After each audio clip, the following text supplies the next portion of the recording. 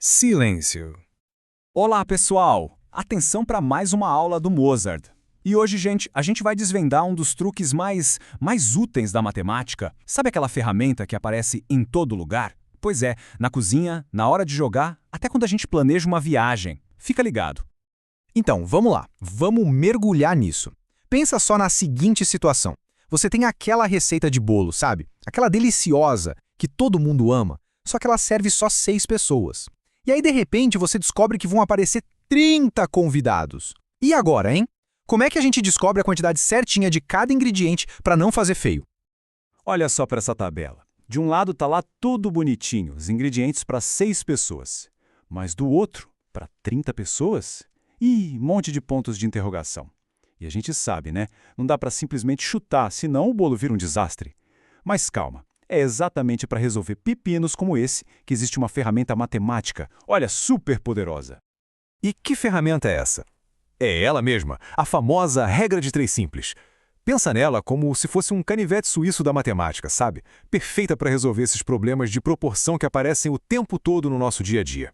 Então vamos entender o lance. A regra de 3 basicamente nos ajuda a encontrar um quarto valor, um valor desconhecido, quando a gente já tem outros 3 que se relacionam. Voltando para o nosso bolo, a gente conhece 3 valores, certo? 6 pessoas, 30 pessoas e, vamos pegar de exemplo, 2 xícaras de leite. O que a gente não sabe, o nosso valor desconhecido, é quantas xícaras de leite vamos precisar para essas 30 pessoas. Bem simples, né? Mas, para usar essa ferramenta poderosa, a gente precisa primeiro entender um segredinho. O segredo é a relação entre as coisas ou, como os matemáticos gostam de chamar, as grandezas. E para facilitar a nossa vida, a gente vai usar um código secreto, as setas. Ok, e aqui está o pulo do gato. Existem 2 tipos de relação. A primeira é a diretamente proporcional. É bem fácil. Quando uma coisa aumenta, a outra aumenta junto. Ou quando uma diminui, a outra diminui também. Pensa assim, mais pessoas, mais bolo. As 2 setas, vão para o mesmo sentido. Já a inversamente proporcional é o contrário. Enquanto uma coisa sobe, a outra desce. Por exemplo, quanto mais gente trabalhando numa obra, menos tempo leva para terminar, certo? Uma seta vai para cima, a outra vai para baixo. Entender essa diferença é, sério, a chave de tudo. Beleza, já falamos bastante de teoria, né? Então, chega. Agora é hora de praticar. Vamos ver como resolver isso na prática, num passo a passo bem tranquilo.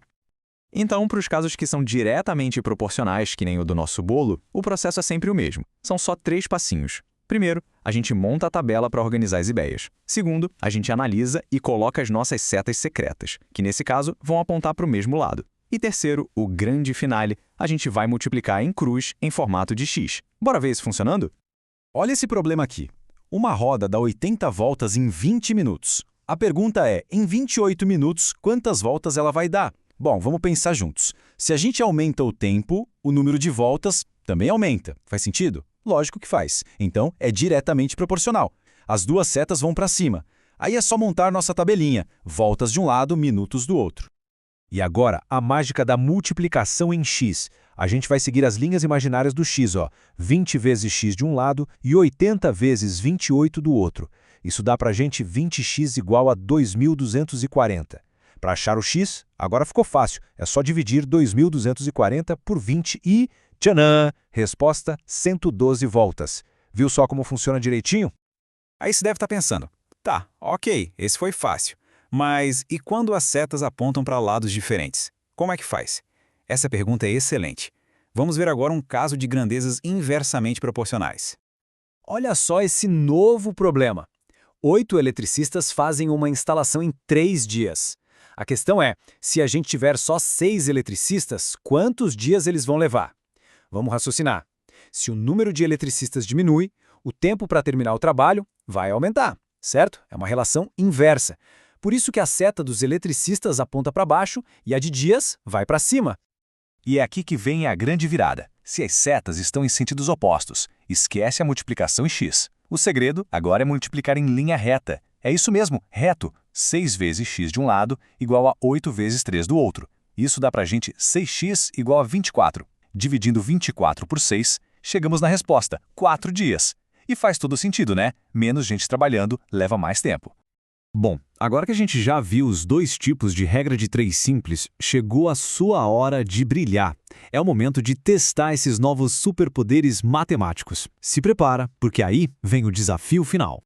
O desafio é o seguinte, presta atenção. Um ônibus, andando a uma velocidade de 60 km por hora, fez um percurso em 4 horas. Agora a pergunta é, quanto tempo ele vai levar se aumentar a velocidade para 80 km por hora? A dica de ouro é, antes de sair calculando, para e pensa. A relação entre velocidade e tempo é direta ou inversa? Pensa primeiro nas setas. E aí, conseguiu resolver? Deixa a sua resposta aqui nos comentários que eu quero ver. E lembre-se, gente, o grande segredo da regra de 3 é sempre começar analisando se a relação é direta ou inversa. Com um pouquinho de prática, isso fica automático, prometo. Vocês mandaram muito bem hoje. Até a próxima super aula!